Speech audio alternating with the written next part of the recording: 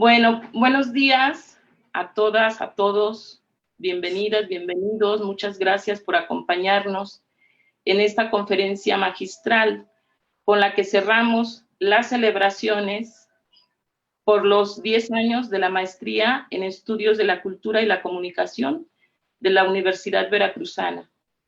Agradecemos mucho la presencia de la doctora Marta Elena Munguía Zatarain, quien nos compartirá sus reflexiones acerca de la risa como visión de mundo en el arte verbal. Muchas gracias, doctora Munguía. Les comunico que la doctora Munguía es investigadora y coordinadora de grados del Instituto de Investigaciones Lingüístico-Literarias de la Universidad Veracruzana. Es doctora en literatura hispánica por el Colegio de México, integrante del Sistema Nacional de Investigadores Nivel 2, desarrolla las líneas de investigación, estudios de poética histórica y manifestaciones de la risa en la literatura hispanoamericana.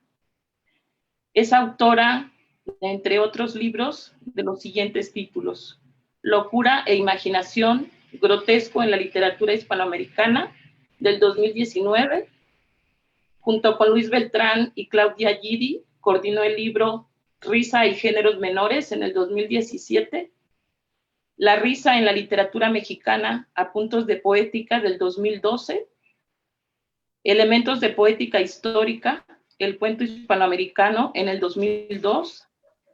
Algunos de sus capítulos han sido publicados en libros editados por editoriales de prestigio de la UNAM, el Colegio de México, el Colegio de San Luis y la Universidad Veracruzana, entre otras. Sus artículos aparecen en revistas nacionales destacadas como Iztapalapa, Signos Literarios, Noesis, Valenciana, y de España como La Tabla Redonda, entre otras. Además, es integrante del comité editorial de la Universidad Veracruzana, dictaminadora de diversas revistas especializadas y editoriales universitarias, evaluadora de proyectos de ciencia básica del CONACYT, evaluadora de programas de posgrado para el CONACYT y tutora y directora de tesis en los programas de posgrado que coordina. Celebramos mucho su presencia, doctora Munguía. Adelante, bienvenida, la escuchamos y gracias. Muchísimas gracias, Norma. Primero, te agradezco muchísimo por esta invitación, por la ocasión de poder platicar un poco con los estudiantes de este posgrado hermano de los nuestros, en los que trabajo regularmente. Así que es muy buena ocasión para que intentemos estrechar relaciones con estos posgrados que no son tan afines. Y en primer lugar, muchísimas felicidades por estos 10 años, que vengan muchos más. Bueno, como se habrán dado cuenta en lo que leyó Norma acerca de mí, tan generosa reseña que hizo de las cosas que a veces hago,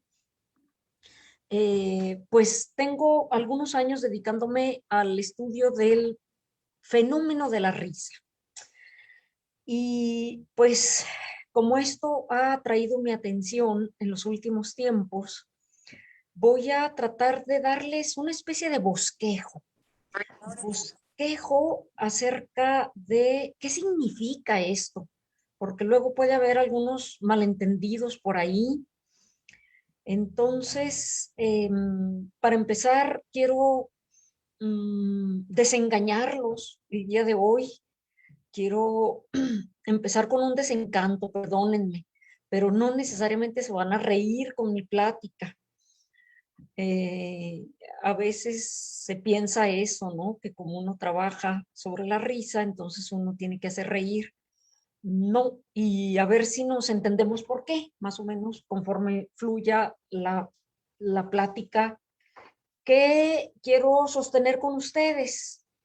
Bueno, cuando se habla de risa, de inmediato pensamos en carcajadas provocadas por la chispa de alguien que sabe encontrar el punto justo para movernos a reír, contándonos un chiste o porque presenciamos algo que percibimos como cómico aunque a veces no lo sea tanto, pero a veces algunos acontecimientos de la vida nos dan risa, como que alguien o que nosotros mismos rodemos por el suelo, ¿no? En fin, hay mil razones, ya lo sabemos, para reír, pero también no hay que perder de vista que algunas risas son hirientes, canallas, humillantes, otras son francamente bobas, ¿no? Como las que explota la comicidad comercial. Hay otras que son, hay risas que son liberadoras. La risa, sin duda, es un fenómeno cultural. Es decir, no se ríe de la misma manera ni por las mismas razones en todas partes.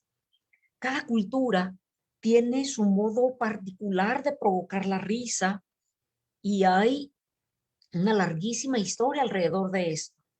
Todos hemos oído hablar de la peculiaridad risa, del peculiar sentido del humor de los británicos, ¿no? Por ejemplo, o del que tenemos los mexicanos. Son distintas formas de reír y por distintas razones, ¿no? También. A modo de ejemplo, les digo que en la Edad Media la risa estaba fuertemente ligada a la fiesta popular, por ejemplo, y por tanto era una expresión colectiva y profanadora al margen del oficial. La Edad Media no fue tan oscura ni tétrica como nos la han pintado. Si la iglesia reprimía la risa, a la vez estaba forzada a abrir puertas para que el pueblo festejara, riera carcajadas, para que incluso se burlara de los ritos y las obras sacras. Sin embargo, conforme las sociedades van cambiando, la risa se va adaptando a las nuevas formas de vida y conforme nos adentrábamos en la modernidad, vimos cómo se iba despojando de su carácter alegre, se le eliminaban los excesos escatológicos, se le desligaba de las groserías, Es curioso, las groserías con mucha frecuencia nos provocan risa. Así es todo lo que está prohibido, ¿no? Pero conforme ha ido cambiando y evolucionando nuestra sociedad, cada vez se va expulsando más esto de lo permisivo, ¿no? No te puedes reír de las groserías. Y cada vez la risa se ha ido convirtiendo más en una expresión del ingenio individual, o bien se le ponía al servicio de la corrección de vicios y se moderaba hasta casi hacerla desaparecer. La risa ha vivido un largo proceso civilizatorio también. Se le han pulido las aristas que pueden lastimar o evocar los soez. Es curioso, pero parece haberse entronizado como vencedora indiscutible en nuestros tiempos. Pero hay que percatarse que se trata de una risa acicalada, despojada de estridencias y de su sentido cuestionador. Como lo expresaba Lipovetsky, vivimos bajo el imperio del humorismo. Decía él, cada vez más la publicidad, los programas de animación, los eslóganes y la moda adoptan un estilo humorístico.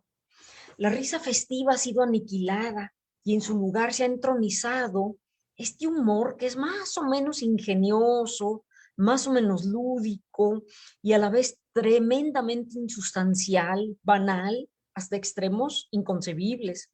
Todos los personajes públicos de nuestros tiempos tienen la obligación de ostentar un sentido del humor positivo, nada crítico, eso sí. Los políticos deben demostrar una personalidad cool si quieren obtener el voto. Ya lo vimos ahora en Nuevo León, ¿no?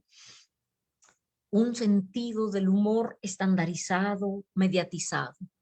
Georges Minoir, historiador francés, dice que la risa es el opio del siglo XX. Claro, él escribía en el siglo XX, ¿no? A fines del siglo XX. Y puede que no le falte razón y todavía en este siglo XXI que estamos viviendo lo siga haciendo. Lipovetsky caracteriza de la siguiente manera una de las formas de existencia de este humor en la modernidad. porque no podemos perder de vista que tiene muchas caras. Decía él, el yo se convierte en el blanco privilegiado del humor, objeto de burla y de autodepreciación, como explicitan las películas de Woody Allen.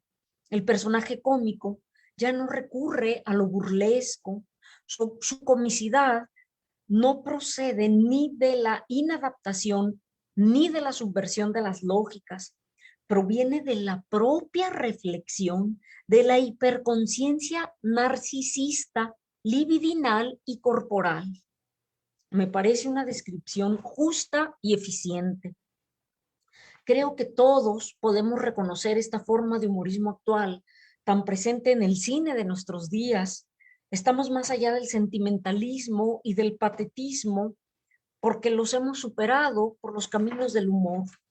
Pero no voy a detenerme en esta charla en la risa así en general, como fenómeno fisiológico, cultural o incluso psicológico. Esto es tema de otras disciplinas científicas de todo tipo que han hecho estudios serios y profundos sobre el asunto. La psicología, la filosofía, en fin. Solo quería dejar asentadas estas líneas generales porque la literatura, que es a lo que yo me dedico, perdónenme, a eso me dedico, no es ajena a la vida social, a los cambios históricos, es parte de esa vida social. Para esta charla interesa la risa desde el punto de vista de la estética y más en particular en el arte verbal, es decir, en la literatura. Para irnos entendiendo, quiero aclarar de entrada algo sumamente importante.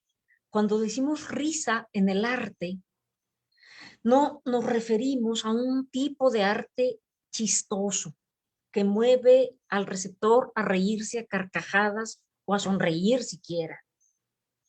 Puede que esto suceda. En algunos casos podemos reír o llorar, según leyendo una novela, un cuento, un poema, pero distingamos, no nos centraremos en las reacciones del receptor.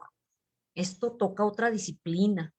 Es un terreno muy resbaladizo, requiere de otro tipo de instrumental. Yo no trabajo desde el punto de vista de la recepción.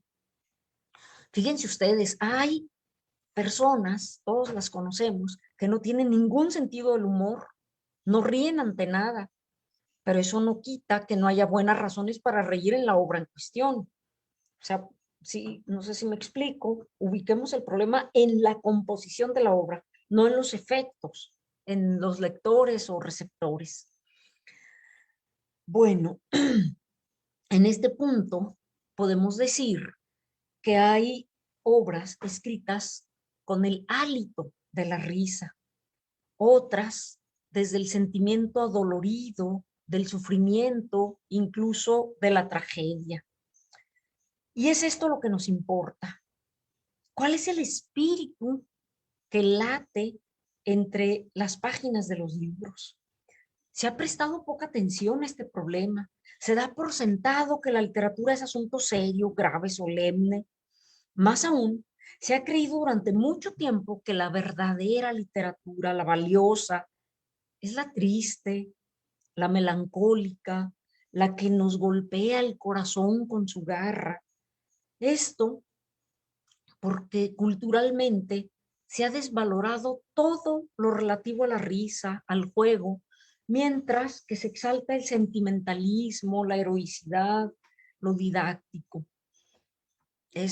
Seguramente han escuchado frases como no juegues conmigo, no lo tomes a chacota, esto es serio lo que te digo.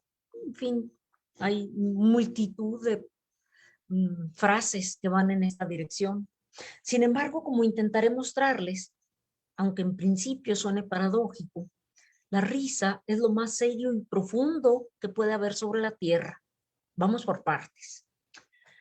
Detengámonos por un momento en la palabra risa como categoría de estudio.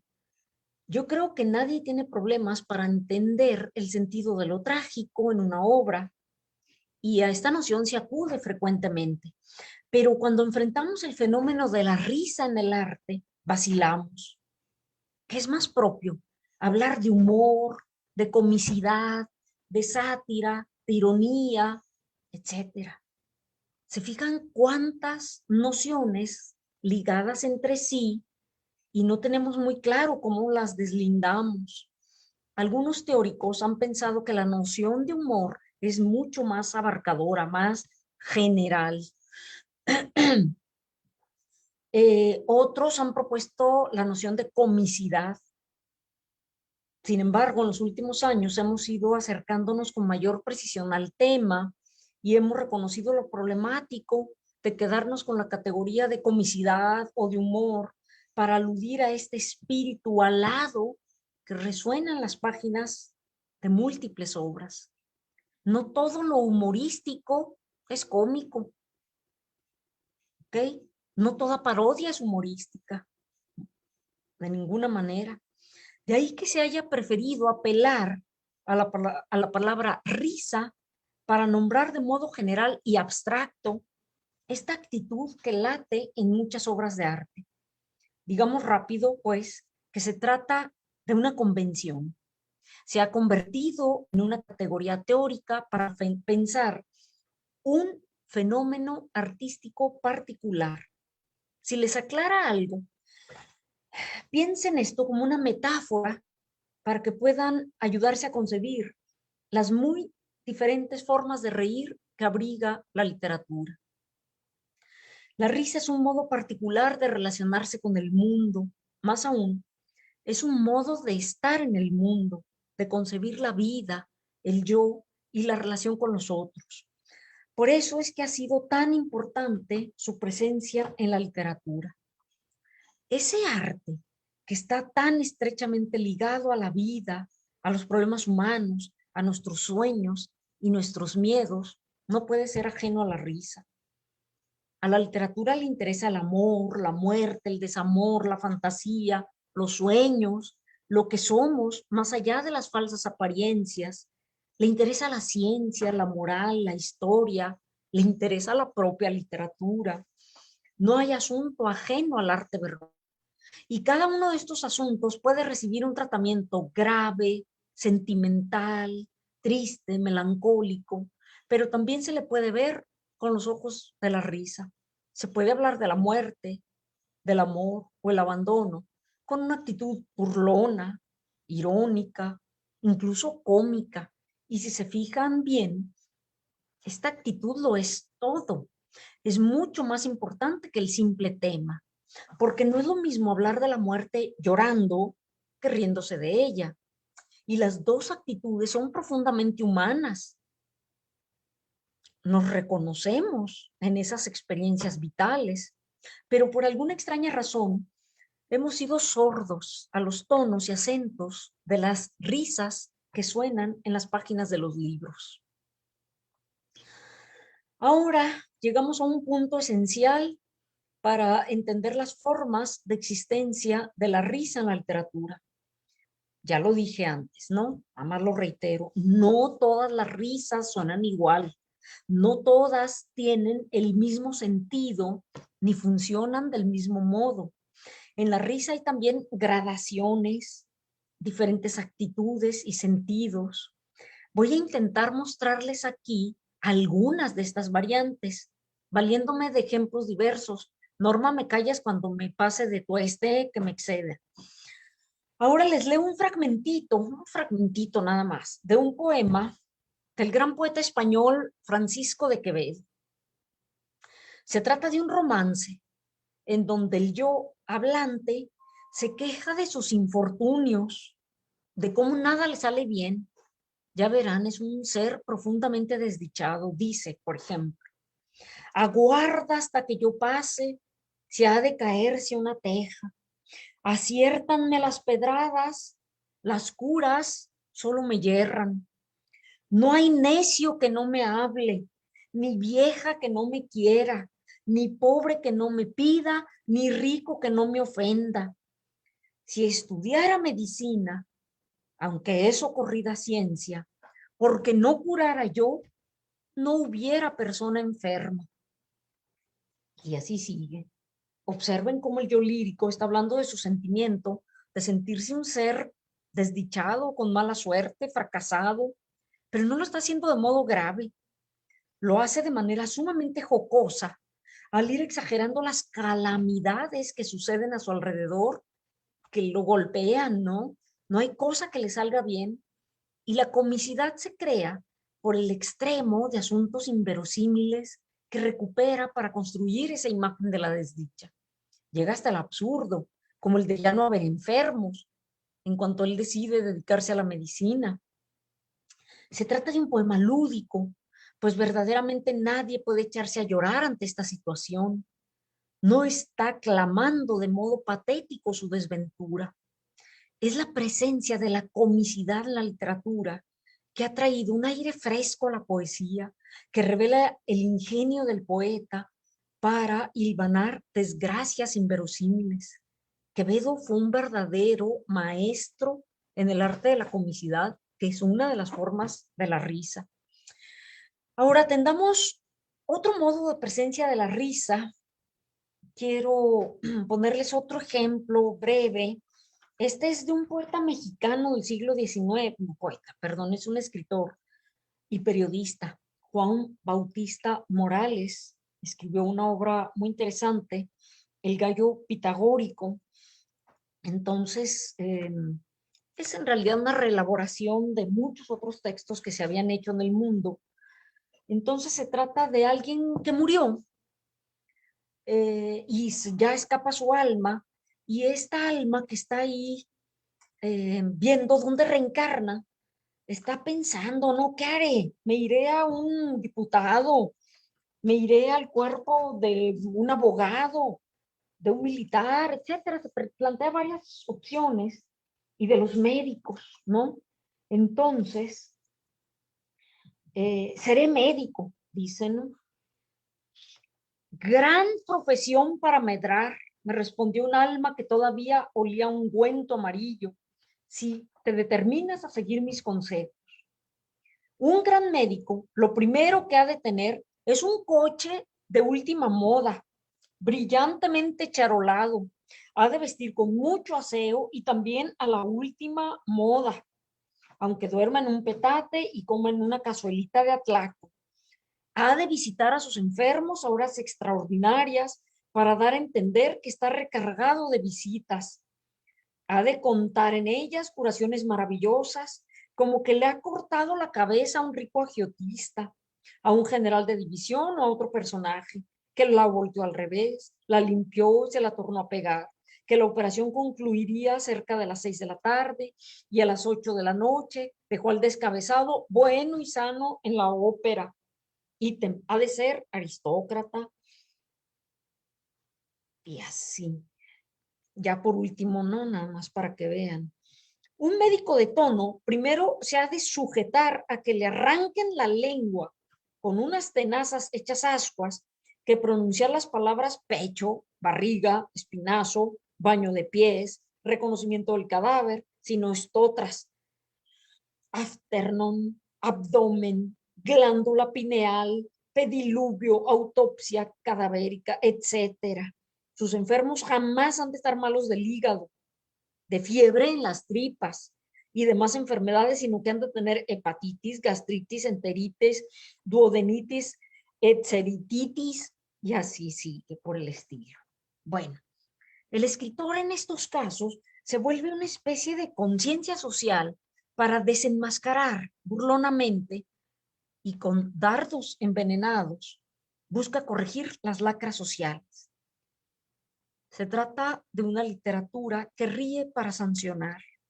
A través de la risa se exhibe al corrupto, al que se desvía del camino correcto. Si se fijan, no se trata tanto de una risa festiva, celebratoria. La risa es en estos casos una herramienta para alcanzar fines más altos de educación y corrección.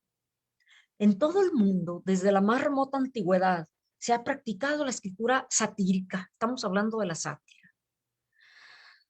En Grecia, en Roma, se ha hecho en Inglaterra, en Francia, en España, por supuesto en México. Aquí tenemos una larga lista de escritores satíricos y en esa lista destaca, por supuesto, la obra de José Joaquín Fernández de Lizardi, seguramente que todos conocerán. Recuerden su Periquillo Sarmiento, donde pone este personaje jocoso que baja hasta los bajos fondos, pero siempre la intención que hay en esta escritura es exhibir los vicios que aquejaban a la sociedad de su tiempo para corregir, para educar. No se les olvide que Fernández de Lizardi fue un maestro en todo momento, ¿no? La caricatura política que tal vez han visto en periódicos o revistas de actualidad es una forma de la sátira. Observen cómo el caricaturista se fija en los detalles de un rostro, de un cuerpo, los agranda, una narizota, ¿no? De repente unos ojos torcidos, para hacer monstruoso al personaje en cuestión. Algo parecido hace la sátira literaria. La parodia es otra de las formas privilegiadas de la risa en el arte actual. Aunque algunos estudios de corte formal han olvidado la parte fundamental de la risa en su constitución y se han limitado a verla como un mero fenómeno intertextual, de imitación de un estilo ajeno, y por tanto lo han reducido a un problema puramente retórico. Es decir, se conservan los rasgos del estilo ajeno y se elabora un nuevo texto, ¿no? Sí, la parodia es una reelaboración de un texto precedente. Sí, se conservan las huellas del estilo del original, pero lo más importante es que se reorienta su sentido. La parodia siempre se ancla en un texto anterior, pero vale la pena situarla en su plena dimensión de diálogo polémico con el discurso que parodia.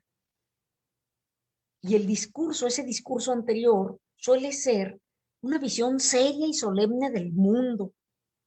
Por eso a veces se parodia un estilo, a veces todo un género literario. Recuerden el Quijote, la primera gran novela, ¿no? Que se conforma como una parodia. La parodia sí, parodia de varios tipos de discurso y de varios géneros, ¿no? Bueno, la parodia sigue siendo en nuestros tiempos un arma eficiente de renovación de estilos y de formas desgastadas, que busca la apertura de nuevos caminos expresivos. La parodia es una de las fuerzas más importantes en la renovación de estilos literarios, porque cuando se ha desgastado una forma, casi es inevitable que surja la parodia, que se burla de lo amanerado y rígido del estilo precedente. Toda parodia, sin embargo, alberga siempre una especie de homenaje, también es cierto, además de esta transformación. La literatura mexicana ha hecho muchísima parodia de los discursos políticos por lo absurdos que han sido. Les quiero recordar el texto muy conocido, la novela terriblemente divertida de Jorge Ibargüengoitia, Los relámpagos de agosto. Nada más les quiero leer un pedacito, si no los tengo muy mareados y aburridos, para que perciban un poco esto de mantener el estilo ajeno, pero dándole otro sentido. Dice, así empieza Los relámpagos de agosto. ¿Por dónde empezar?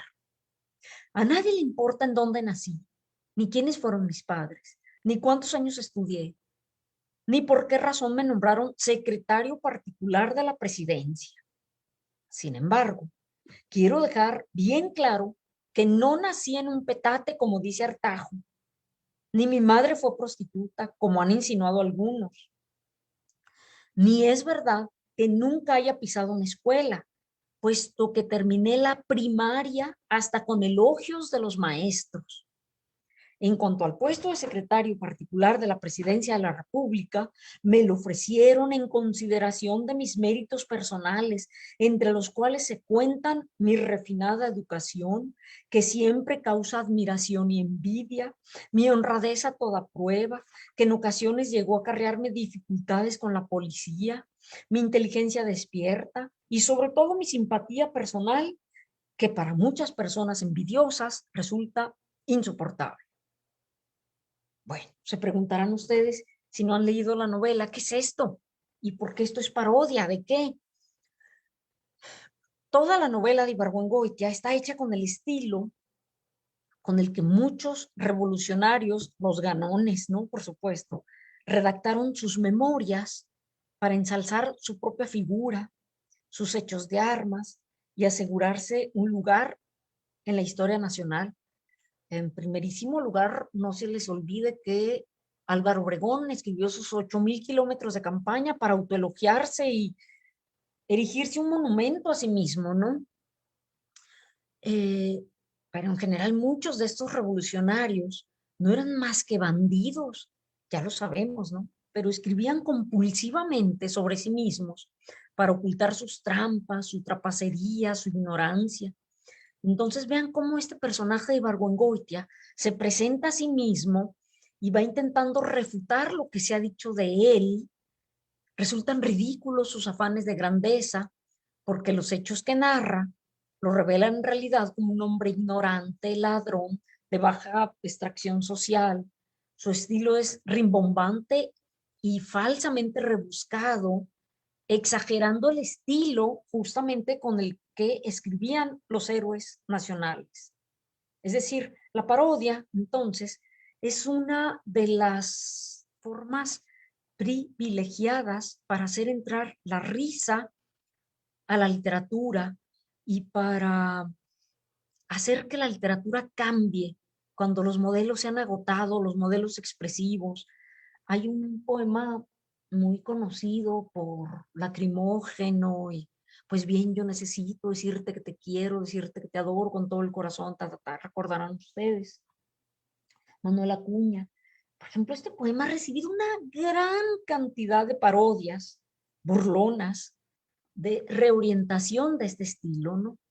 Bueno, pero entonces, hemos hablado un poco de de la orientación satírica, la risa orientada a corregir, a enmendar, a educar. Tenemos, estoy yendo muy rápido, lo sé, pero es nada más, quiero dejarles este panorama y luego podemos detenernos un poco más si hay tiempo y quieren, ¿no? En algunas de estas manifestaciones. Entonces, lo satírico, lo jocoso, ¿no? Que veíamos, lo lúdico, lo cómico en Quevedo, lo satírico, lo paródico. Y ahora con este ejemplo que les mostraba, Juan Rulfo fue un magnífico escritor de parodias del discurso político mexicano. Váyanse a ver ustedes, por ejemplo, este cuento del Día del Derrumbe.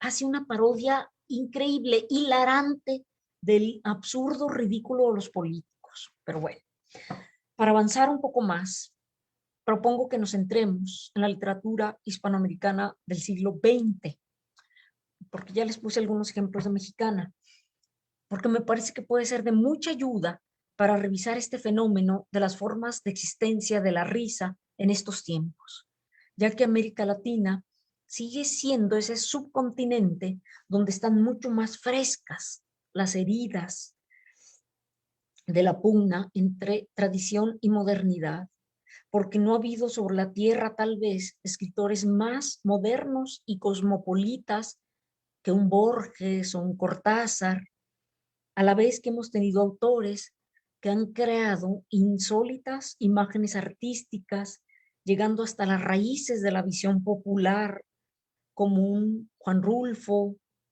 una Arreola que ha estudiado muy bien Norma Ester, o un García Márquez. En otras palabras, propongo que le echemos un vistazo, aunque sea general, al problema de la pugna entre modernidad y cultura tradicional de raíz popular, que ha cobrado especial relevancia en nuestra literatura. Esto para que tengan la posibilidad de asomarse a la riqueza que puede adquirir para la crítica literaria, para quien se preocupa por los fenómenos de la cultura, empezar a pensar desde esta perspectiva y verán cómo esto está ligado a la risa. Voy a empezar por aludir a la obra de Borges, en la que se siente muy nítida la huella de una actitud típicamente moderna, que se caracteriza por ser un tanto escéptica, un tanto burlona. Toda su obra está trazada con esa media sonrisa, apenas gesto perceptible. Estamos ante la sonrisa del intelectual inteligente que burla a sus lectores, que hace guiños a sus cómplices. El arte es juego, es palabra sobre la palabra, ironías y parodias atraviesan toda su prosa que de pronto se puede leer con tanta seriedad como se ha hecho, ¿no? Alérgico al sentimentalismo, ajeno al sentido de heroicidad, es tal vez el representante más nítido que puedo invocar para hacer ver este tipo de risa que define el arte de la modernidad. Burló incesantemente a los lectores solemnes, al inventarse autores, libros, al dar referencias falsas. No es fortuito que Borges no haya escrito novelas, sino poesía, cuentos, ensayos. Apuntó en uno de sus prólogos, el de ficciones. Desvarío laborioso y empobrecedor, el de componer vastos libros, el de explayar en 500 páginas una idea cuya perfecta exposición oral cabe en pocos minutos. Mejor procedimiento es simular que esos libros ya existen y ofrecer un resumen, un comentario. Vean la ironía que late, que palpita detrás de estas palabras. ¿Okay? En vez de ponerme a escribir rollos y rollos, es mejor simular que esos libros ya existen y escribir un comentario sobre libros que no existen, ¿no? Y es que en efecto, para Borges, la escritura era el ensayo de infinitas probabilidades de un solo hecho que podía concentrarse e iluminarse en unos cuantos trazos mucho más reveladores que la detenida exploración de los detalles. Por eso para él la literatura era ante todo juego, juego en el gran sentido de la palabra. Tampoco es insignificante que muchos de sus cuentos estén construidos bajo el modelo del ensayo. La obra entera de Borges está plagada de ironías. Elijo una al azar ahorita, nomás para que se vea esta constante en la escritura de Borges, tampoco tenida en cuenta. Y elegí esto porque a lo mejor nos interpela a los que nos dedicamos a estas cosas. Fíjense lo que dice en uno de sus cuentos el narrador. La certidumbre de que todo está escrito nos anula o nos afantasma. Yo conozco distritos en que los jóvenes se prosternan ante los libros, pero no saben descifrar una sola letra. Tremendo, ¿no? Es el cuento la biblioteca de Babel, en la que imagina el mundo como una inmensa biblioteca que guarda todos los libros de la humanidad. Ironía que solo puede imaginarse en este mundo moderno, en el que se construyó la devoción por las formas, las estructuras, más allá del sentido que albergan los textos, la memoria que implica la literatura. Un mundo en el que ya casi nadie parece entender lo que lee. Visión escéptica, sin duda, impregnada por esta sonrisa que ha acallado la festividad. Bueno, después de estos breves trazos, me dices, Norma, cuando me callo, ¿eh? Yo soy obediente. Adelante, adelante. Gracias. Podemos echarle un ojo a la otra gran vertiente, la de los escritores que no se han despojado de su pertenencia radical a la tierra, que no ven el mundo popular con el lente folclorizante del color local, sino como una fuente viva de acumulación y renovación de tradiciones milenarias. Estos escritores han apostado por reencontrar el vínculo de la palabra escrita con la palabra popular en su sonoridad y en su profunda vocación de diálogo. La concepción del tiempo en la obra de estos autores no es puramente formal. Podemos encontrar un profundo trabajo con el tiempo mítico de la circularidad y a la vez una aguda conciencia del fluir del tiempo histórico. Escritores como García Márquez, Juan Rulfo, el peruano José María Arguedas, el brasileño Guimarães Rosa, entre otros, lograron fusionar en una visión estética el legado de la tradición popular con los hallazgos artísticos de la tradición culta. Y en la obra de ellos, la risa juega un papel fundamental, orquestadora de la totalidad del sentido, una risa que se escucha fuerte, que mantiene los vínculos con la fiesta y la vida, una risa lejana a la degradación y al mero sarcasmo, y mucho más celebratoria, por lo que mantiene en sus entrañas la posibilidad de la regeneración del mundo. En la obra de García Márquez es posible volver a hablar de comicidad grotesca. Y aquí quiero hacer un paréntesis para apuntar una alerta. Se ha usado mucho la palabra grotesco para describir algo feo, deforme, desagradable. Bueno, hay un problema con esta forma de pensarlo. Lo grotesco es una visión estética de muy remotos orígenes que se forjó entre los pueblos que no aceptaban, por ejemplo, la frontera entre animales y personas. No se podía, o sea, no había ningún problema en imaginar un hombre mitad hombre y mitad caballo, como el centauro.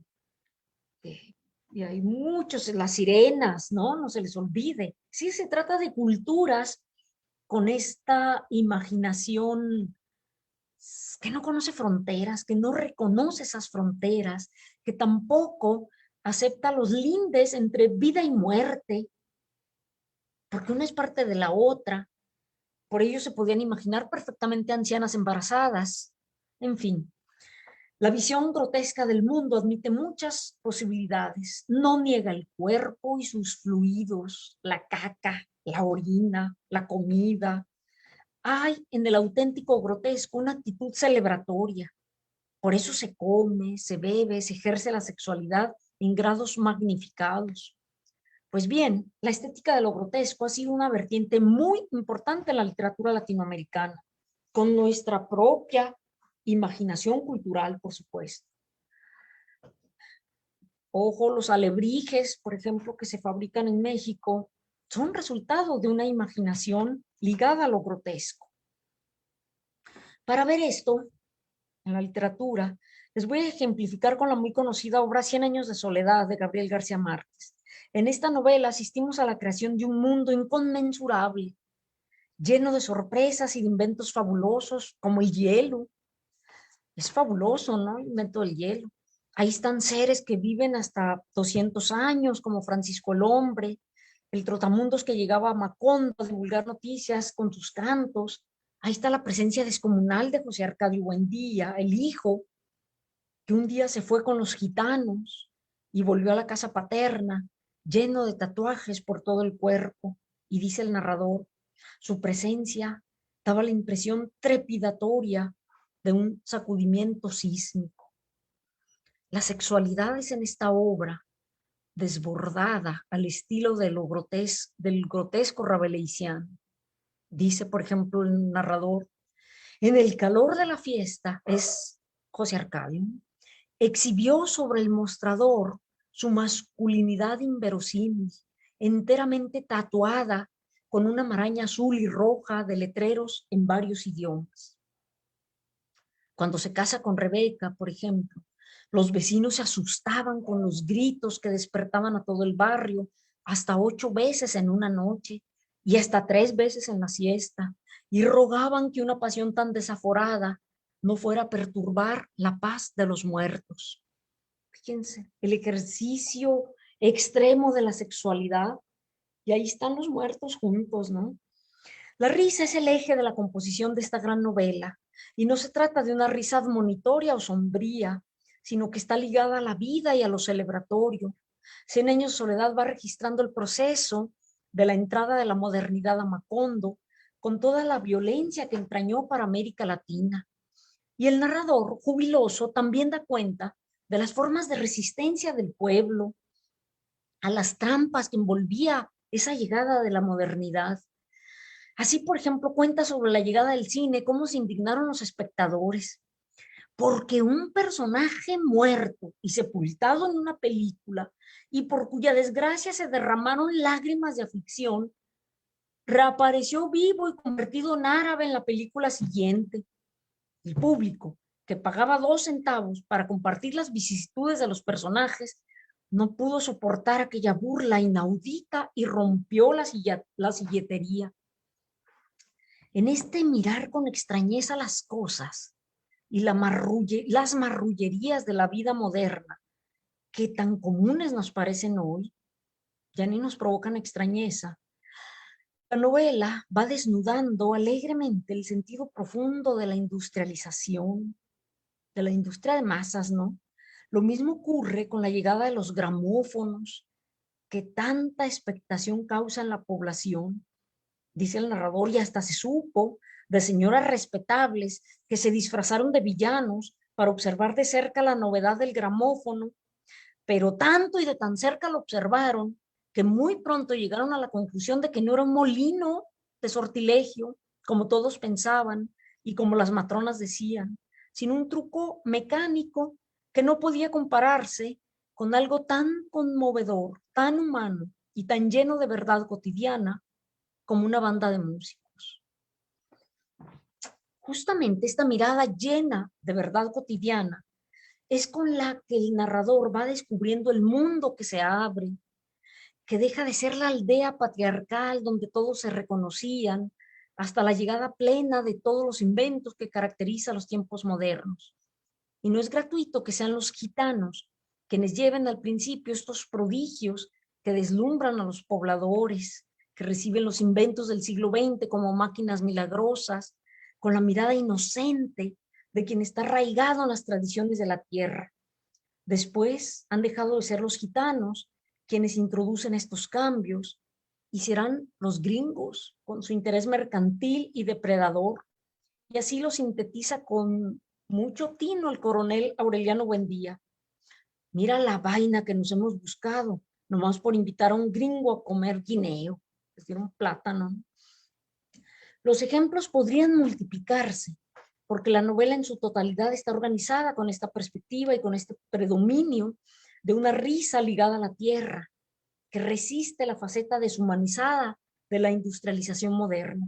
Y quise traerla ahora a colación, solo como un recordatorio de que en la literatura ha seguido existiendo la posibilidad de encontrar una risa libertaria, festiva, humana, regeneradora, una risa que contesta con la profundidad de su denuncia la frivolidad del mundo moderno, que se ha ido extraviando en el laberinto de un humor vacío al que hice alusión antes. En otras palabras, en buena parte de la literatura moderna sigue viviendo una risa alegre, festiva, ligada a las tradiciones, a la tierra, lo que nos dice que esta risa no se ha muerto, sigue ahí como semilla que genera un importante cuerpo de imágenes artísticas que las nuevas generaciones han heredado y que habrá de fructificar en nuevas obras de muy diversas maneras.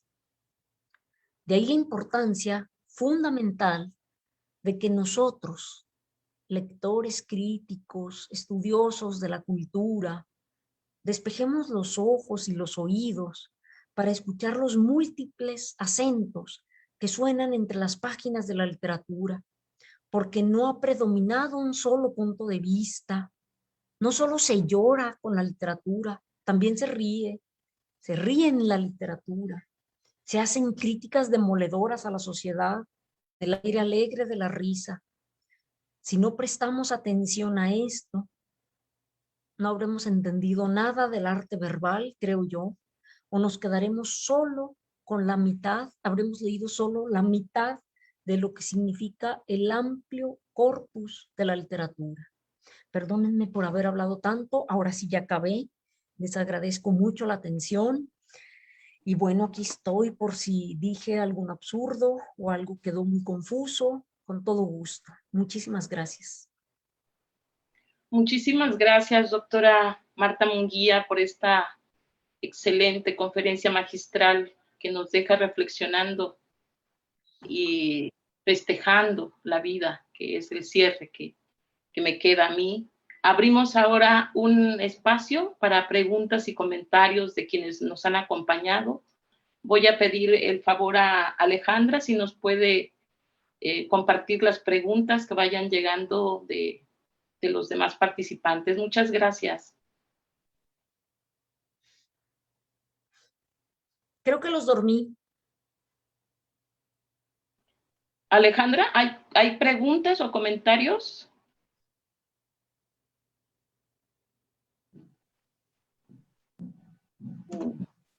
Buenos días, ¿me escuchan? Sí, adelante, Alejandra. Todavía no hay comentarios en Facebook, entonces no sé si quieran comenzar nuestros participantes de aquí que están en Zoom. Los dormí a todos. No. Vamos a esperar para las preguntas, comentarios. Hola, buenos días. Hola, buen día. Hola, Tony, ¿qué tal? Buenos días. Pues quisiera agradecerle a la doctora su participación. Me llamaron muchas cosas la atención, especialmente porque estoy trabajé para la tesis de la maestría con valoraciones desde una perspectiva bachtiana, gracias a la guía de la doctora Norma. Y me llama mucho la atención precisamente ahora que usted menciona toda esta cuestión de lo cómico, lo ridículo, lo heroico, cómo se pueden acentuar todas estas cuestiones a partir de las valoraciones, ¿no? Cómo, por ejemplo, la exaltación puede generar el sentido de la ironía y puede cambiar, por ejemplo, esta forma de autodescripción de un fragmento que usted leyó, cómo puede entenderse de distintas formas y cómo puede generar como una lectura tan distinta, ¿no? Cómo estos matices de las voces pueden cambiar y pueden dotar y pueden transformar algo, por ejemplo, en irónico, como menciona Bakhtin, ¿no? Esto es algo que me pareció fenomenal y al igual yo estoy medianamente relacionada más con el mundo de la pintura, entonces me quedé también reflexionando en que realmente son muy escasas estas representaciones pictóricas que existen en torno a la risa y toda esta carga y toda esta valoración que sea, no precisamente una valoración, ¿cómo podría llamarlo? Tal vez como algún tipo de infravaloración podría ser históricamente en cuanto al fenómeno de la risa, ¿no? Y que realmente muchas veces lo pensamos como algo muy simple, muy banal, y sin embargo creo que para ejemplificar que es todo lo contrario, podemos también pensar en los memes actualmente o en la sátira política, como usted bien mencionaba, ¿no? Entonces me llama muchísimo la atención y aparte este vínculo también entre palabra e imagen que es tan fuerte y que muchas veces no logramos vislumbrar, ¿no? Entonces, pues le agradezco mucho, me encantó su plática, me llevo un montón de reflexiones y de anotaciones que seguramente van a seguir nutriendo mi tesis. Muchas gracias. No, muchísimas gracias a ti, Tony. ¿Te llamas Tony? María Antonieta. Ok. Muchísimas gracias por el comentario. Fíjate que yo no he estudiado para nada la pintura. Soy así nada más miradora de cuadros, hasta ahí llego. Pero yo tengo la sospecha de que en todo el arte, en todo, absolutamente todo el arte, es muy fuerte la presencia de distintas formas de risa. Para empezar, el arte grotesco es un arte en artes plásticas, ¿no? Sumamente rico, importante. Más bien yo tengo la sospecha de que de un tiempo para acá, unos años, bastantes ya, nos volvimos demasiado científicos, lo digo con ironía, ¿no? Demasiado científicos y entonces nos hemos atenido a ver estructuras, a ver formas, a ver este tipo de detalles y los críticos de arte nos hemos perdido justamente de pensar en el sentido, en la orientación de las obras de arte. lo extraviamos y solo parecemos técnicos. Yo creo que tiene que ver mucho con esta incapacidad de los críticos, esta ceguera y esta sordera que padecemos para escuchar, para ver los acentos que hay detrás de lo que aparenta. Entonces, tú que te interesas por eso, sería padrísimo que pudieras ir avanzando en estudios sobre este asunto de cómo la pintura,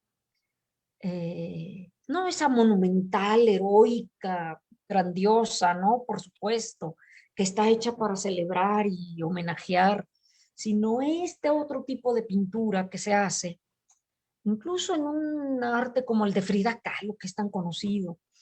Hay juego, hay ironía. En la obra de Frida Kahlo se puede percibir mucha ironía. Y Vicente Rojo ni se diga. Yo creo que será cosa de que escarbemos en cada uno de las artes y vamos a encontrar siempre ecos, o al menos de esta combinación que Bakhtin llama lo cómico serio. Es decir, esta unión de risa y seriedad en una obra que genera una visión renovada del mundo. Entonces, el problema es que nos ha hecho falta mucho trabajo. Le sacamos la vuelta y preferimos ser técnicos en literatura, en música, en pintura. Y entonces un poco mis reflexiones van por ese camino, ¿no? Que tenemos la obligación de reactivar la memoria, los sentidos que late en los textos, ¿no? En todo texto artístico. Bueno, pero muchas gracias por tus comentarios y tus porras. Yo recordaba a Toledo precisamente con este ejemplo que ponías de los alebrijes y la cultura popular, esta risa que está ahí presente todo el tiempo. Y bueno, Ciertísimo. Tony lo tiene muy presente porque es de Oaxaca y es un autor muy cercano, digamos, a sus afectos. Entonces, creo que ahí hay un ejemplo interesante y productivo. Ay, gracias por recordarlo, Norma. Sí, sí, sin duda Toledo es grande entre lo grande y particularmente ligado a esta tradición milenaria, ¿no? Sí.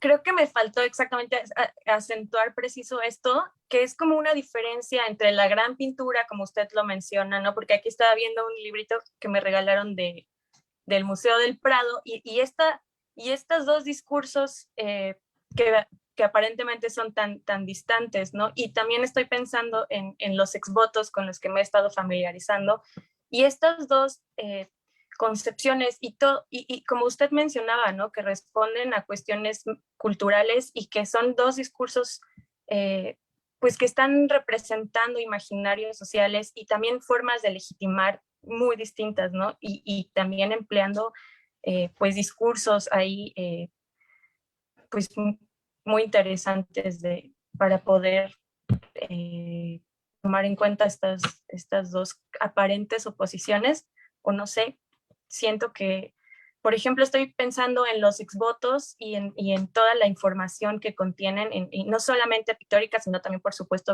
verbal, los agradecimientos, pero con estos acentos tan particulares que luego pues son hasta chistosos, ¿no? Popularmente, o sea, me parecen riquísimos y bueno, pues. Sí, muchísimas gracias. Gracias. Muchas gracias. Si hay alguien más que quiera participar de quienes nos han acompañado en esta rica exposición de la doctora Munguía. A mí me gustaría preguntar algo. Adelante. Primeramente, pues agradecer a la doctora Marta Elena. Fue todo un placer escucharla, todo quedó clarísimo. Muchísimas gracias por esta exposición de la risa. Y pues quería preguntarle sobre esto del cómico grotesco, porque actualmente me encuentro realizando un trabajo de investigación sobre Cartucho de Nelly Campobello. Entonces, pues claramente está aquí la presencia de este grotesco cómico. Y pues no sé, quisiera preguntarle si recomienda más autores que traten este tema, porque sí he visto este choque que hay de lo grotesco que se entiende como algo horroroso y muchas veces se deja de lado, pues lo cómico, ¿no? Que hasta ahora solo he conocido a Bakhtin, por ejemplo, que es el que trata esta noción de lo cómico grotesco, pero no sé si haya más teóricos o literarios que traten esto, no sé. Mira, sí, qué bueno que trabajes de Cartucho y que has percibido esto. En efecto, Cartucho es un texto muy peculiar, eh, con este aire fresco increíble que tiene, y por supuesto que hay un nexo clarísimo con la estética de lo grotesco, ¿no? Primero pensé que me preguntabas por otros textos literarios, porque está toda la obra de Fernando del Paso, ¿no? Por supuesto, toda la escritura de Fernando del Paso, Palinuro, la loca Carlota en Noticias del Imperio, es este personaje entrañable, inolvidable. La locura es una forma de introducir esta mirada grotesca en el mundo, ¿no? Esta mirada distorsionada, cuestionadora, que no pacta, que no reconoce fronteras, que se burla. Bueno, hay una fuerte tradición en la literatura mexicana de trabajo y en la tradición oral, popular, ¿no? En corridos, en canciones. El otro día estaba escuchando una canción terrible creo que la cantaba Oscar Chávez, de un tren que se descarrila y bueno, por allá va un pedazo de cabeza y pita, pita, sigue caminando. En fin, y había brazos por ahí, pero era con este sentido jocoso, ¿no? Tengo mala memoria, lo siento, pero hay una muy, muy fuerte presencia de lo grotesco en la tradición oral, en la cultura popular mexicana. Ahora, sobre estudios, fíjate que es algo que sí se ha estudiado, pero hay un problema. El padre de todos los estudios sobre grotesco, sin duda, es Kaiser, un alemán que elaboró un estudio muy importante, imprescindible, sobre la estética de lo grotesco, pero Bakhtin le dio palo porque olvidó algo esencial, dejó de lado algo esencial que tiene que ver con el nexo de lo grotesco con la risa. No lo tomó en cuenta Kaiser para nada, se le olvidó, y más bien se afilia un poco a la tradición romántica. Los románticos eh, fueron los artistas que privilegiaron esta, este tipo de arte, este tipo de visión, pero ligada a lo sombrío, ligada a lo trágico, a lo terrible. Puedes ir a ver, por ejemplo, el manifiesto poético de Víctor Hugo, que es el prefacio a su obra Cromwell. Allí habla él de la importancia de lo grotesco, y luego Kaiser lo elabora teóricamente, pero el que verdaderamente profundizó y alcanzó a develarnos este nexo de la imaginación popular con la risa fue Bakhtin. Y luego de Bakhtin, pues ha habido seguidores, pero yo diría que se ha avanzado poco en ese terreno, y que nosotros en particular en América Latina hemos descuidado este estudio porque hemos abandonado el problema de lo estético. Les decía, hemos atendido otros asuntos y no lo estético. Entonces, estimada Paola, todo está por hacerse, pero para hacer hay que ir a conocer nuestros antecedentes. Víctor Hugo, Kaiser, hay algunos otros por ahí, y Bakhtin, ¿no? Por supuesto. Eh, Luego, Luis Beltrán, un teórico español, ha trabajado en los últimos tiempos también sobre este fenómeno, pero llamado de atención en América Latina, prácticamente estamos en pañales, estamos empezando apenas a indagar en estos fenómenos. Todo está por hacerse. Bueno, y Muchísimas gracias. perdón, Ay, perdón. solo para complementar que está también tu propia obra, Marta, que has Pero no me voy a hacer publicidad. pero yo sí puedo decir que Paula podría consultar tus textos, algunos de los títulos se leyeron en la presentación y creo que podría también abonar por allí para su trabajo, avanzar en este esfuerzo que estás comentando tú. Gracias, Norma. Sí, gracias, Paula. Si hay algo que quieras comentar. Bueno. No, pues sí, de hecho me llamó la atención porque en uno de sus textos, en La risa en la literatura mexicana, sí tuve acceso a él. Y en alguna parte también menciona Cartucho y creo que ha sido de los pocos trabajos e investigaciones que he visto que noten este aspecto pues de la risa en Cartucho y por eso me llamó la atención. Okay. Pero muchas gracias. No, de nada, a ti. Gracias, muchas gracias. Tenemos preguntas por Facebook. Si nos comentas, Alejandra, muchas gracias. Sí, claro, ojalá me logren oír, es que hay mucho ruido por aquí. Carla Marrufo dice, gracias Marta, y pregunta, ¿cuál es el panorama de esta risa festiva, grotesca, revitalizadora en lo que va de la literatura del siglo XXI? No sé si quiera que haga otras preguntas, ¿hay más? ¿O una por una? Carla, hola Carla. Gracias por tu pregunta y me metes en un serio aprieto. Voy a confesar porque soy poco conocedora de las cosas que se han publicado ayer, hoy. De repente me da como repelús, pero tengo la impresión de que algo de esto puede haber, pero igual digo una barbaridad, ¿eh? Algo de esto puede haber en la obra de Yuri Herrera, por ejemplo, en la escritura de Yuri Herrera, que escribe con mucho sentido del humor y sobre cosas terroríficas, ¿no? Pero no pongo mi cabeza así a que me la corten si miento. Es una sugerencia, pero te debo en realidad una respuesta más satisfactoria porque me falta conocer más. Soy viejita, perdóname.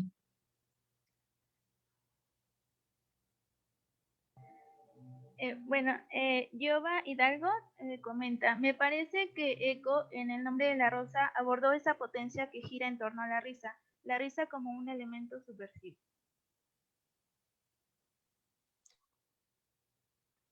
Perdón, Alejandra, es que me seguí ciclada pensando en la pregunta de Carla.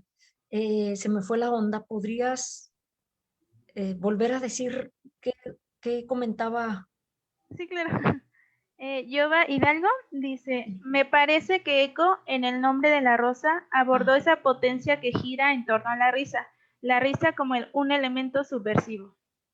Sí, así es. En El nombre de la rosa hay todo un larguísimo pasaje sobre este problema, alrededor del problema de la risa, y esto a propósito de la existencia o no existencia del famoso estudio de Aristóteles sobre la comedia, ¿no? ¿Escribió o no escribió Aristóteles sobre la comedia? Y entonces, bueno, ahí está toda esta historia. Entonces, claro, Humberto Eco era de los hombres más cultos que ha habido en el mundo, ¿no? Entonces, por supuesto que leer esta parte de su novela, puede ser sumamente iluminador como introducción para empezar a pensar en el problema de la risa, ¿no? Claro que sí, gracias. Ahora Alejandro Mosqueda dice, saludos desde Ciudad de México, muy buena intervención. Quisiera saber qué opinas sobre la relación que tiene la risa con la moral, si es un elemento que la reafirma o la cuestiona. Ese es todo un asunto. Por supuesto, la literatura no es ajena a lo ético. Y si pensamos en la risa satírica, ¿Qué tenemos en la risa satírica? Tenemos la actitud de un yo que se sitúa éticamente por encima del objeto de la burla. Es desde una perspectiva moral, desde donde se habla y se critica. Claro que sí. Y se suele proponer, no siempre, ¿no? Pero ahí está el Periquillo Sarmiento, ¿no? Una serie de valores morales como más verdaderos, más justos, más pertinentes. Entonces, por supuesto que participa la moral muy explícitamente en la escritura satírica. Ahora, si pensamos en lo irónico, si pensamos en la ironía, como esta distancia, no estoy pensando en la ironía como figura retórica, ojo, sino como una actitud, como una visión de mundo que tiene que ver con esta distancia crítica que se pone frente a un universo de valores, de discursos asumidos como verdaderos, como incontestables, y se ven y se enfocan con esta distancia crítica, se exhiben. Esto implica, por supuesto, una postura ética. Hay una ética. Ahora, la diferencia es que no necesariamente se postula, esta es la verdadera ética, esta es la verdadera moral. No es tarea ni competencia de la literatura hacer esto, pero criticar valores éticos, por supuesto que esto no es ajeno. No sé si me explico más o menos cómo veo el problema. Lo ético es parte de la práctica artística, de toda práctica artística, a veces más o menos explícito. Y en sostener una visión crítica por medio de la risa, ya hay una implicación ética, ya hay una postura ética. Pero insisto, no es que se postule, esto es lo verdadero, lo mío es lo cierto. No, ese ya es otro paso, ¿no? No sé si contesté, pero bueno, por ahí va la cosa, creo yo. También hay una pregunta de Luis González. Dice, buenos días, doctora. Gracias por su tan grata exposición. ¿Por qué cree usted que, estando tan presente la valoración de la risa, se toma tan poco en serio? ¿No estará el espíritu de Jorge de Burgos, el personaje de Eco, tan presente? En caso afirmativo, ¿por qué será? Gracias. Uy, eso está, hay una larga historia sobre esto. Hay una larguísima historia que incluso tiene que ver con las propias visiones religiosas, con la propia visión religiosa. La iglesia, acuérdense, siempre ha visto, las distintas religiones han visto con sumo recelo todo lo que tenga que ver con el cuerpo. Y la risa es una manifestación estrechamente ligada al cuerpo, estrechamente ligada a la crítica también. Entonces, hay tratados medievales. Si a quien pregunta le interesa el asunto, puede echarle un vistazo al muy interesante libro Historia de la risa y de la burla, de un historiador de la cultura, Georges Minois, que logramos traducir aquí en la Universidad Veracruzana, gracias a un proyecto de apoyo que tuvimos, 2 volúmenes. En Historia de la risa y de la burla, Georges Minois hace un repaso de toda esta historia, de cómo fue vista con sumo recelo por parte de las autoridades. Entonces, cómo se empezó a legislar incluso. No reír, reír es un pecado. La risa está ligada al diablo. La risa es una expresión del mal. A la iglesia y a las distintas religiones nunca les han gustado, particularmente las visiones críticas. Entonces, hay tratados medievales que ya se han rescatado donde se prohíbe, por ejemplo, que las mujeres rían. No deben reír las mujeres. Incluso hay uno, imagínense qué imaginación tan perversa, que decía, una mujer que se ríe, hacía carcajadas, es obscena porque su lengua recuerda los órganos sexuales moviéndose. Y la boca, pues ni se diga. Imagínense qué imaginación de este monje para escribir semejante cosa. Entonces, hay una historia cultural larguísima que llega hasta fines del siglo XIX. Váyanse ustedes a ver el manual de Carreño de comportamiento y buenas conductas, donde deja muy claramente asentado que uno no debe andarse carcajeando, te debes sonreír nada más. La sonrisa es de buen gusto, todo lo demás. Es decir, hay un mundo cultural que ha conspirado contra la risa. A los gobiernos no les gusta la risa, sobre todo a los gobiernos autoritarios, ¿no? A la iglesia no le gusta la risa. Dios nunca rió. Acuérdense de esto. Dios nunca rió. Entonces, hay muchas razones culturales en la historia que explican esta exclusión, esta, ¿cómo decirlo? Esta rechazo a las manifestaciones de la risa. Y entonces se ligaba a lo corporal, a lo bajo, a lo vulgar. Entonces se fue excluyendo como una manifestación cultural menos artística, ¿no? Entonces hay ya varios estudios sobre esto, que ese libro de Minuat que les hablo es muy, muy ameno, lo recomiendo ampliamente. Cuando tengan tiempo y quieran aprender y pasarse un buen rato, échenle ojo a estos 2 volúmenes.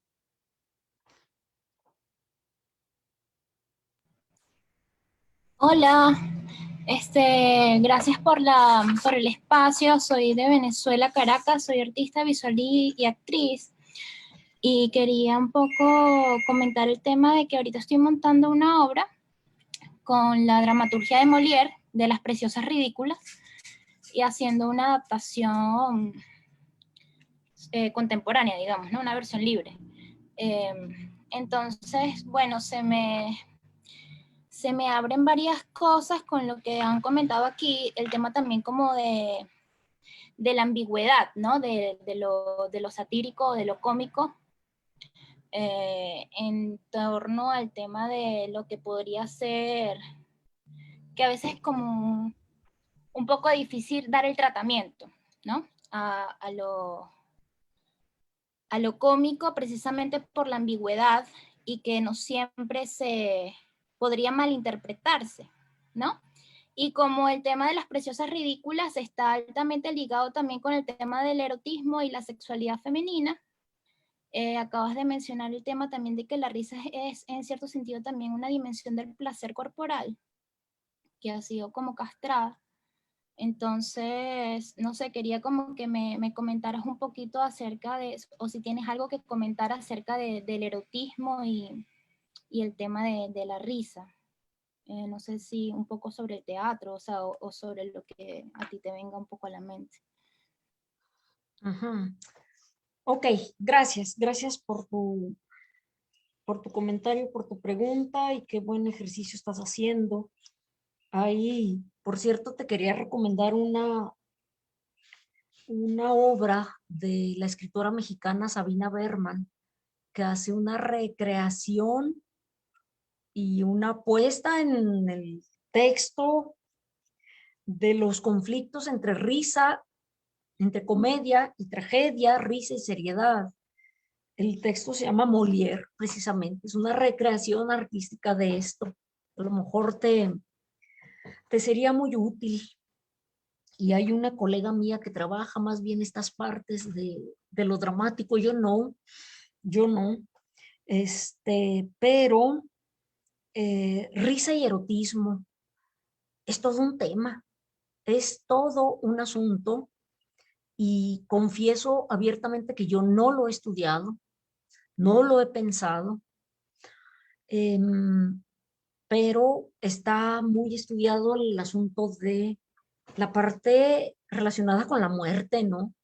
El erotismo y muerte, eso sí que está estudiado, pero incluso culturalmente se ha valorado, en parte por lo que venía diciendo, se ha negado la presencia de la risa en el erotismo. Se ha pensado que es antierótico reír, ¿no?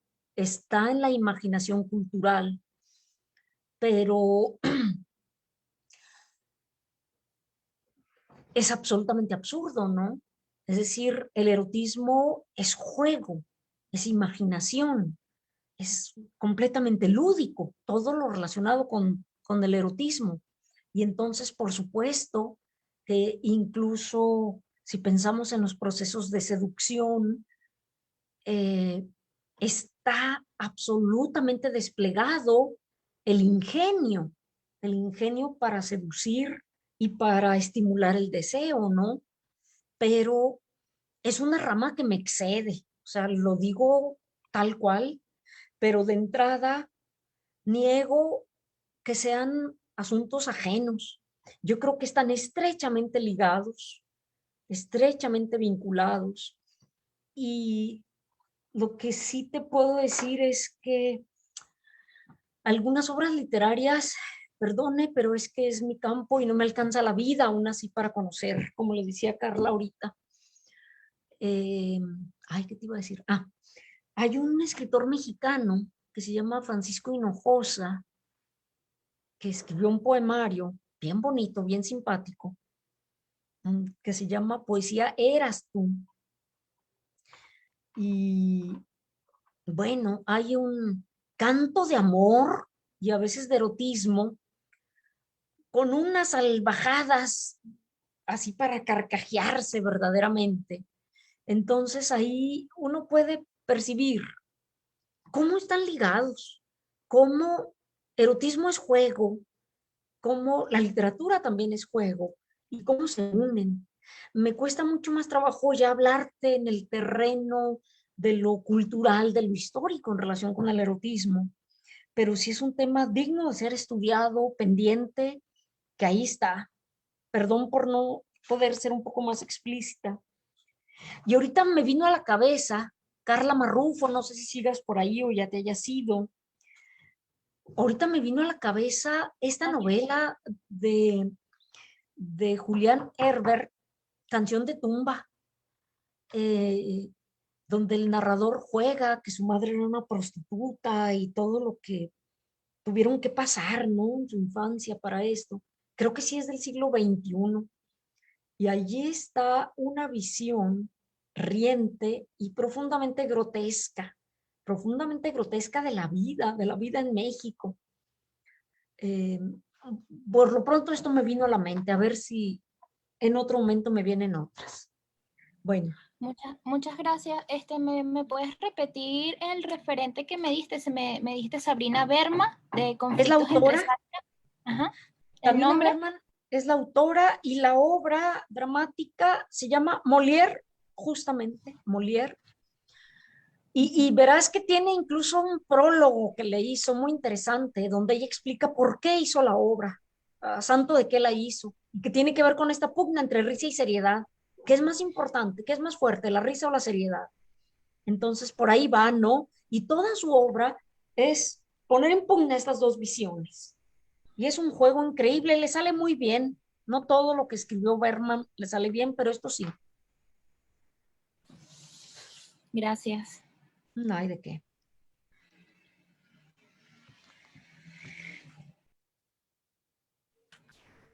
Hay más comentarios en Facebook. Dice, muy buena la conferencia, agradecida con la invitación. Es interesante cómo es tratada desde el punto de vista lingüístico, estético, como el origen de un asombro cultural que no ha perdido interés en los investigadores. Y desde la filosofía de Sócrates, el hombre ha intentado descifrar el significado de la risa que va más allá de lo que parece a simple vista. Aristóteles, Kant, Goethe, Schopenhauer han tratado algunos asuntos que oculta la risa. Risa desde el humor, la crueldad del sarcasmo, la caricatura, el sentido de la libertad que le da al individuo la risa, el acto de reír por muchos motivos, algunos ocultos, sin lugar a dudas, risa terapéutica, risa que beneficia y otras no tan sana que hiere y daña, Un abrazo desde Cuba, Indira Gretel Mariño Batista. Me ha encantado escucharla, doctora. Muchísimas gracias. Y sí, muy pertinente los comentarios, así es. La risa ha sido objeto de estudio por parte de muchos filósofos. Los grandes filósofos han reflexionado sobre la risa. Los verdaderos filósofos no han podido pasar por alto este problema. Higienistas, médicos, psicólogos, nosotros nos habíamos quedado atrás, pero bueno, ahí vamos recuperando el camino. Gracias. Jova Hidalgo dice, la caricatura de una sociedad, la crítica... disculpe, es que lo perdí. La crítica moral lleva al límite de la burla, se plasma en muchos textos literarios. ¿Podría citar el caso de la novela costarricense El Jaúl de Max Jiménez? Muchas gracias por su exposición. ¿Cree usted que el elemento cómico es uno de los más fuertes que emplea la novela de dictadura? No, no lo cómico así entendido como lo entendemos, no. Yo creo que es precisamente la estética de lo grotesco la que ha predominado en esta escritura para recrear la imagen de los dictadores. Acuérdense esta imagen elefantiásica, casi, que hace Gabriel García Márquez en El otoño del patriarca. Acuérdense de la obra esta de Miguel Ángel Asturias, El señor presidente. Son imágenes profundamente ligadas a la imaginación grotesca. Yo diría que es más bien esto lo que ha predominado. Y ojo, fíjense cómo estas obras están construidas justamente en la esfera de lo serio cómico. Están contando historias terroríficas, terribles, del sufrimiento humano, de la crueldad, y están articuladas al mismo tiempo con esta visión grotesca del mundo. Yo diría eso, ¿no?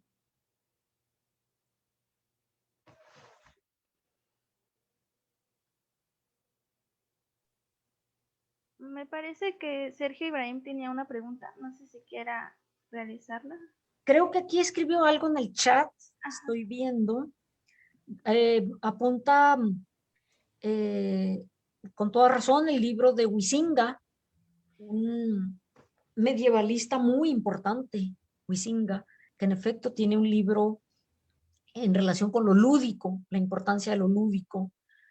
Sí, es un libro básico, hay que conocerlo para quien se quiera dedicar a estos terrenos, ¿no? Doctora Munguía, si me lo permite, yo soy del comentario. Primero le felicito por la exposición. Sí, solo era agregar esta dimensión de Huizinga en su reflexión en torno a lo lúdico y lo serio. Y quería preguntarle en torno a justamente estos límites que se plantean entre cuál es la dimensión de la risa cuando transgrede. Me parece que también es una noción de la risa como transgresión. Lo pienso en el sentido, por ejemplo, de desde mi formación como antropólogo he estudiado algunas figuras que tienen que ver con la etnización de la risa, es decir, caricaturas de etnias distintas y el posicionamiento desde donde se está gestionando esta figura de representación. Me parece que es un fenómeno también interesante que el mismo Huizinga plantea como un problema. ¿Cuál es el límite serio y la dimensión lúdica de lo risible? Me parece que es algo muy contemporáneo, inclusive hay momentos en los que los comediantes hoy día, por ejemplo, han tenido ciertos problemas en torno a contar ciertos chistes o meterse con ciertos grupos. Me parece un tema en el sentido de la repercusión cultural que también poco se ha estudiado y que sin embargo sigue muy presente a pesar de que autores como Huizinga que hablan desde una perspectiva medieval lo plantean. Muchas felicidades.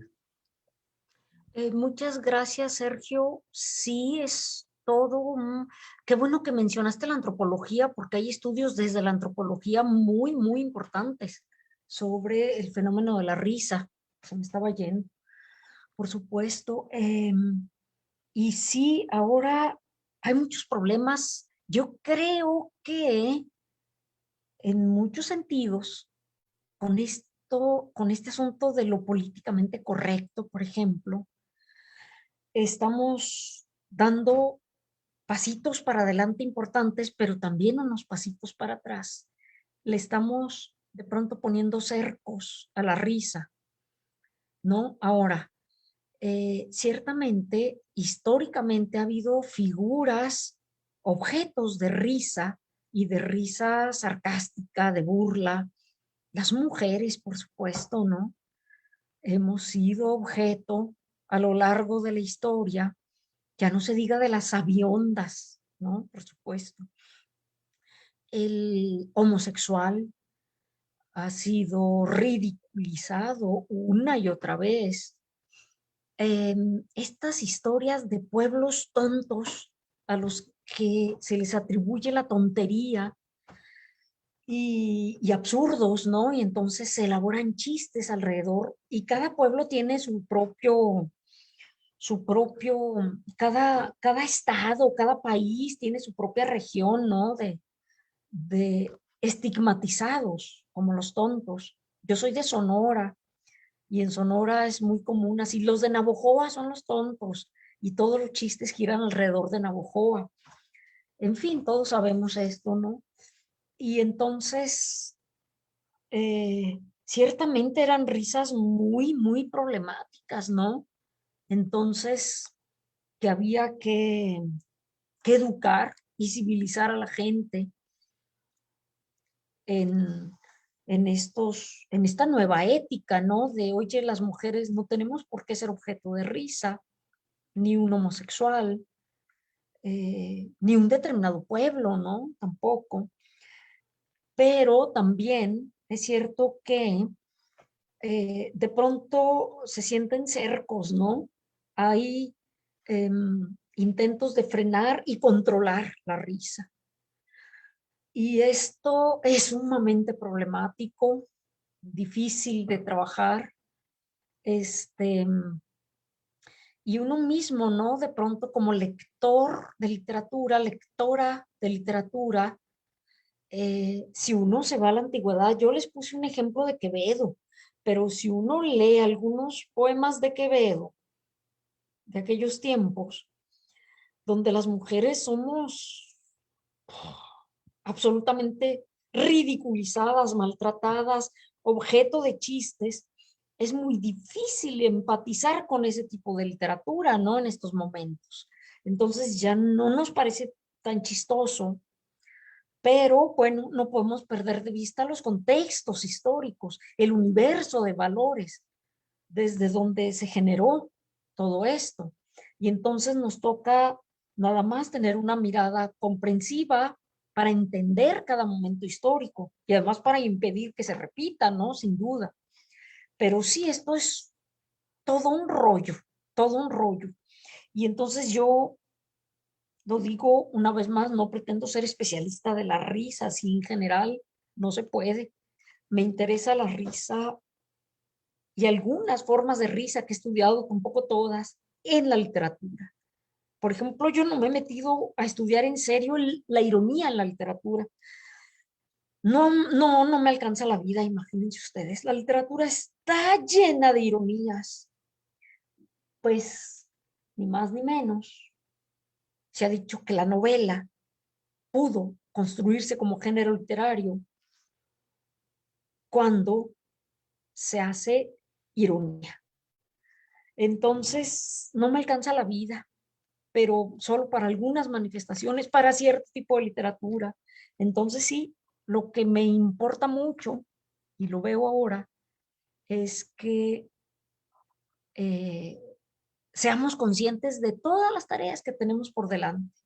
A nosotros que nos interesan los fenómenos culturales, de comunicación, del arte.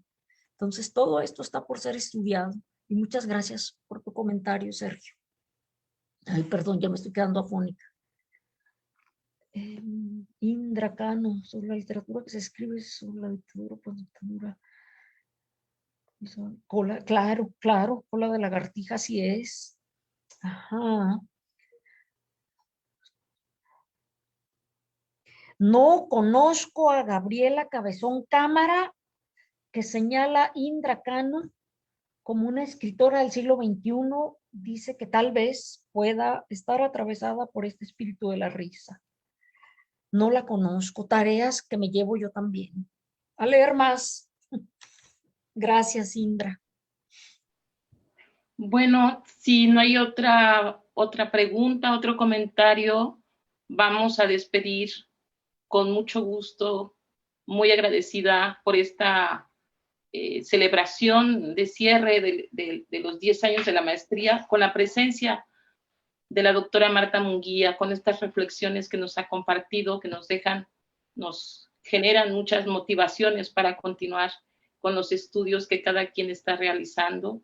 Agradezco mucho su presencia, doctora, agradezco mucho la presencia de quienes nos acompañaron en este festejo y agradezco las reflexiones que cada uno nos vamos llevando, cada una nos llevamos de esta sesión interesante, rica, productiva. Muchas gracias y un aplauso, un abrazo, doctora Marta. Todo lo contrario, muchísimas gracias a ti, Norma, por la confianza para abrirme este espacio, para decir mis despropósitos. Gracias infinitas a todos los que se mantuvieron al pie del cañón con suma paciencia. Y pues nada más reiterar que es tarea de todos contribuir a acrecentar el conocimiento de nuestro mundo. Muchísimas gracias a todos. Gracias, muchas gracias a todas, a todos. Felicidades.